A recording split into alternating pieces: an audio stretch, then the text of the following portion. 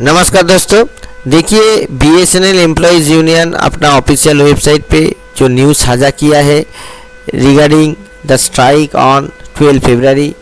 12 फरवरी में एक general strike का आह्वान किया गया है, जिसमें इंटेंसिफाई प्रोग्राम कैंपेन के लिए बोला गया है स्ट्राइक को सक्सेसफुल करने के लिए। सीएससी मीटिंग जो सेंट्रल एग्जीक्यूटिव कमेटी मीटिंग है बीएसएनएल एम्प्लॉयज़ यूनियन का, जो बेंगलुरु पे हुआ 31 जनवरी से 1 फरवरी 2026 में, वहाँ पे ये चीज़ डिटेल में डिस्कस हुआ है। और डिटेल में डिस्कस होने के बाद ये जो कंट्री वाइड जो स्ट्राइक है, पूरा देश भर में जो स्ट्राइक है 12 फरवरी, इसका कॉल दिया गया है सेंट्रल ट्रेड यूनियन का तरफ से। ये जो सीएससी मीटिंग यहाँ पे सभी ने मिल के ये रेजोल्यूशन को अडॉप्ट किया कि इसका जो इंटेंसिफाई करना चाहिए, लगातार निबिड़ कैंपेन करना पड़ेगा ये चार्टर ऑफ डिमांड के लिए, जो दाबी सनद है इसके लिए।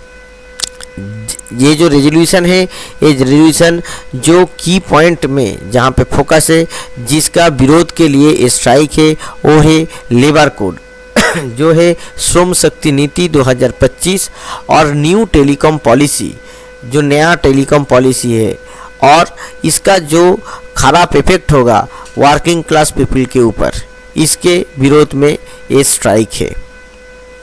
It is also highlight the important demands of BSNL employees. इसके साथ साथ बीएसएनएल एम्प्लॉयज़ का जो डिमांड है इसको भी जोड़ा गया है, जिसमें है कि relaxation and affordability clause to facilitate the early approval of wage negotiation.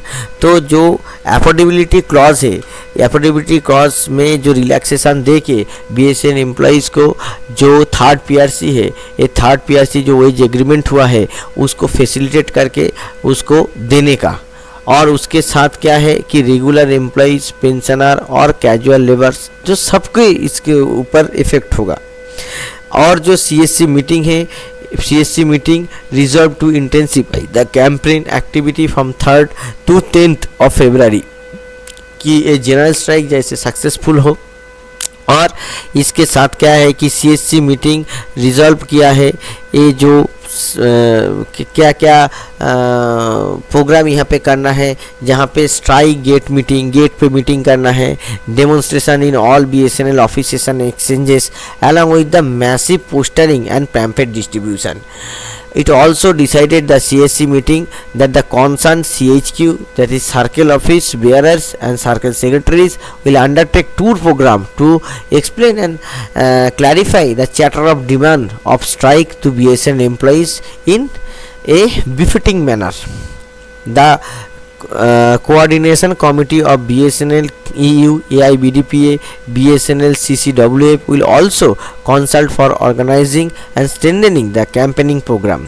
तो BSNL से BSNL एम्प्लॉयज़ यूनियन ही नहीं, BSNL एम्प्लॉयज़ यूनियन के साथ जो और संगठन है, जैसे कि AIBDPA जो कि पेंशनर्स का है, BSNL CCWF जो कैजुअल मजदूर यूनियंस का जो है, सभी को एक साथ मिल के यहाँ पे एक यूनाइटेडली यहाँ पे स्ट्राइक करने के लिए हिदायत दिया गया है।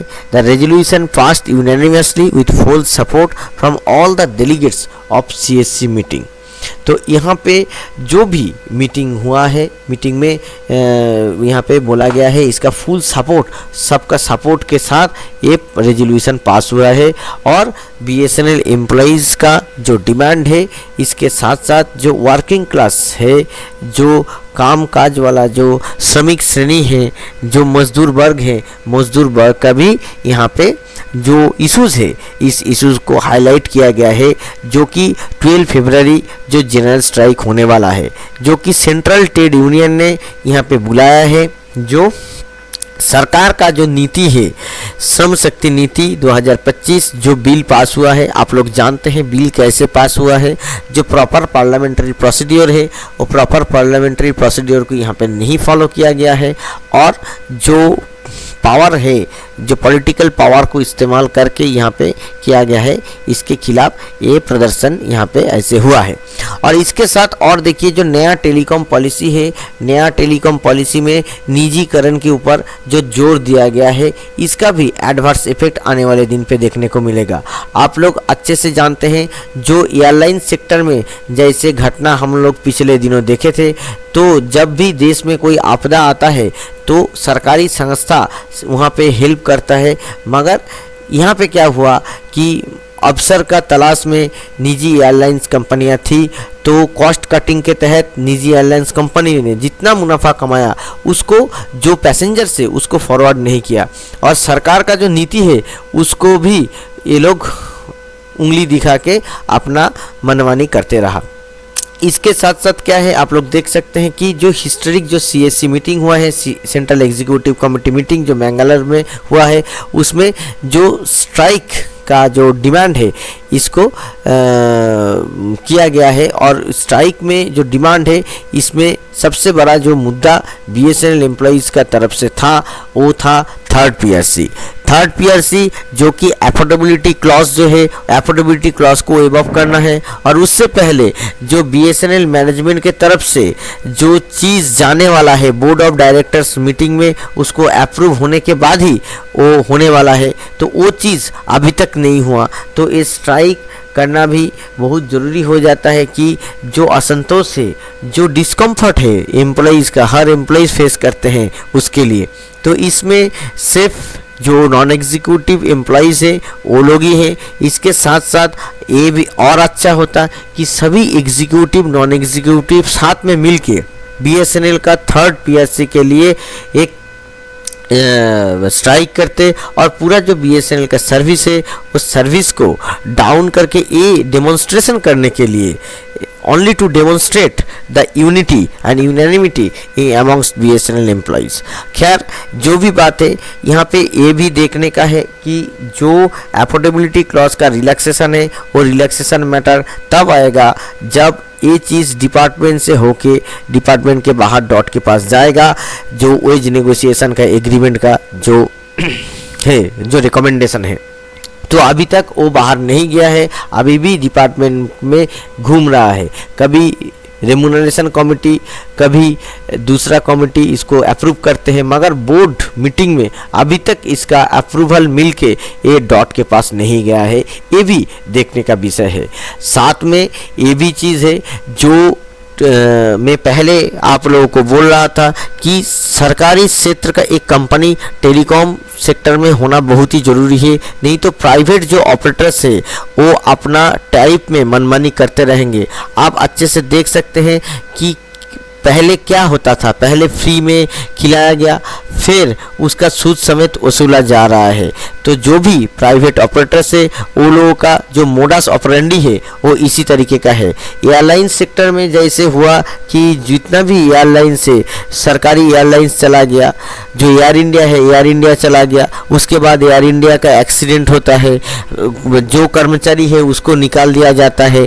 तो एक जो बात है कि ये जो बेनिफिट है, जो कॉस्ट कटिंग मेजर्स किया जाता है, तो बेनिफिट को पैसेंजर्स को मिलना चाहिए, जो उपभोक्ता है, जो कंज्यूमर्स है उनको मिलना चाहिए। मगर प्राइवेट हाथों में, निजी हाथों में अगर कंपनी आ जाता है तो ये उपभोक्ता को, कंज्यूमर्स को बेनिफिट नहीं पहुंचता है।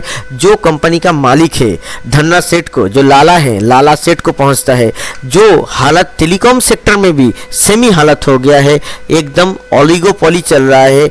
ऐसा चलते रहा तो आने वाले दिन में टेलीकॉम सेक्टर में जो कांटा बन के खड़ा है बीएसएनएल, तो बीएसएनएल के ऊपर सभी को लगता है कि बीएसएनएल को कैसे हटाया जाए। तो बीएसएनएल अगर चला गया तो टेलीकॉम में भी जो टैरिफ है वो टैरिफ बहुत ज़्यादा बढ़ जाएगा, मल्टीपल टाइम्स बढ़ेगा।